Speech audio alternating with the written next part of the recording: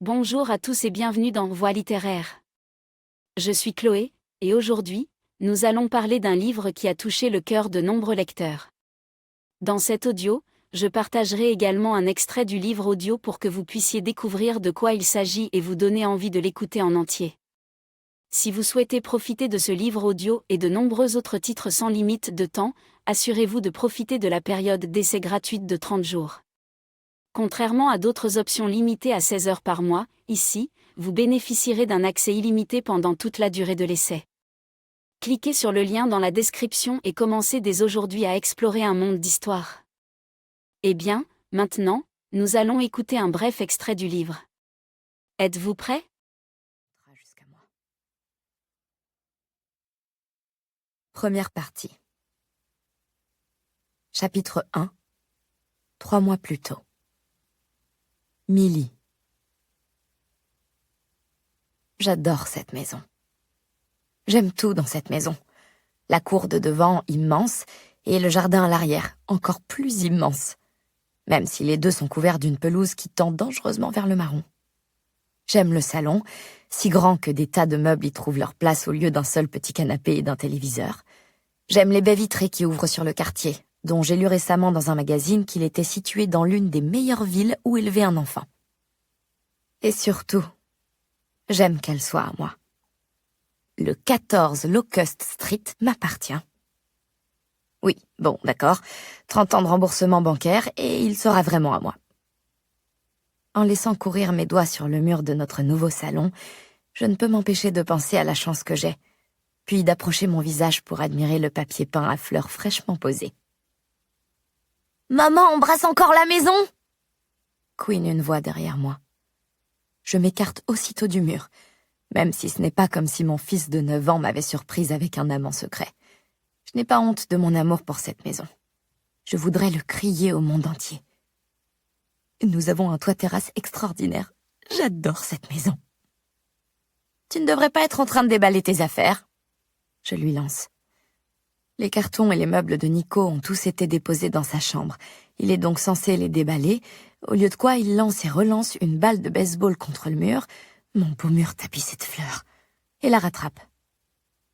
Nous vivons dans cette maison depuis moins de 5 minutes, et il est déjà déterminé à la détruire.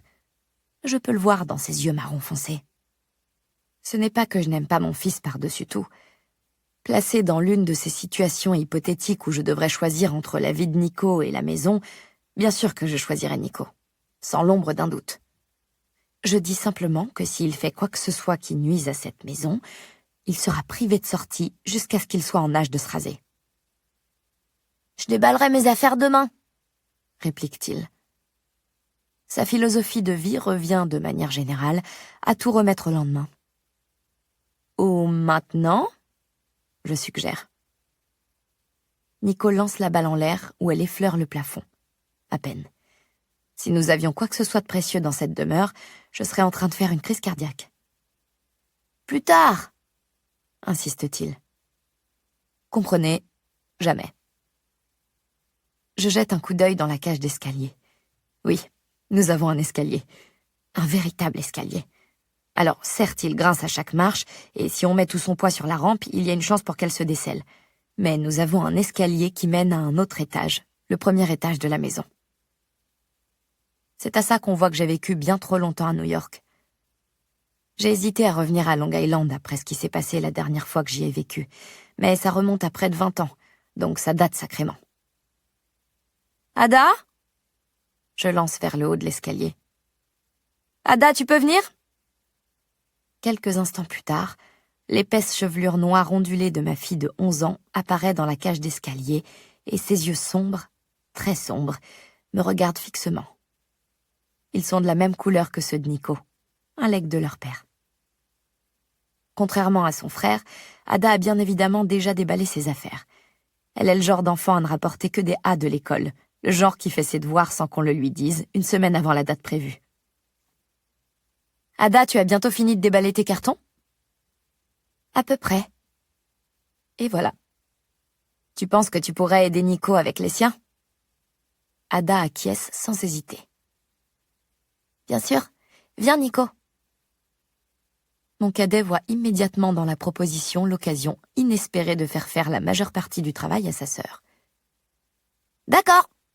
accepte-t-il joyeusement.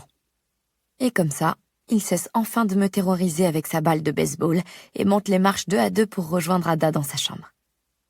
Je m'apprête à recommander à ma fille de ne pas faire tout le travail à la place de son frère, mais c'est peine perdue. À l'heure qu'il est, j'ai moi-même une 60aine de cartons qui m'attendent. Du moment que le travail est fait, ça me va. Nous avons eu beaucoup de chance d'obtenir cette maison. Nous avons perdu une demi-douzaine d'enchères dans des quartiers qui n'étaient même pas aussi charmants que celui-ci. Je ne pensais pas que nous avions la moindre chance de l'emporter sur cet ancien corps de ferme si pittoresque, dans une ville où les écoles publiques sont aussi cotées.